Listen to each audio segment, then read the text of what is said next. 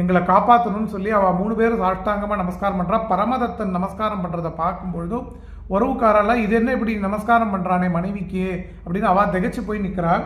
இந்த அம்மாவுக்கு அது உள்ளே உழுந்து போயிடுத்து. ரொம்ப எல்லாருக்கும் முன்னாடி தன்னோட கணவன் எதிர்பார்க்கல, ஏதோ பழம் வந்தது கொடுத்தா சரி நம்ம ஒய்ஃப் உத்தமையாக இதுவாக இருந்திருப்பா அப்படின்னு தான் அந்த அம்மா இல்லறத்துலேருந்து போகணும் அப்படின்லாம் நினைக்கல. பாவம் அவள் வந்தபோதே இல்லறத்தையும் நல்லறமாக பண்ணிட்டு சிவ ஞானத்தில் இருக்கணும்னு தான் வந்தா. ஆனால் இவன் நமஸ்காரம் பண்ணதுக்கப்புறம் அந்த அம்மா பரமேஸ்வரன்கிட்ட சொல்கிறா, இந்த தசையுடலை இவன் தொழுது விட்டான்.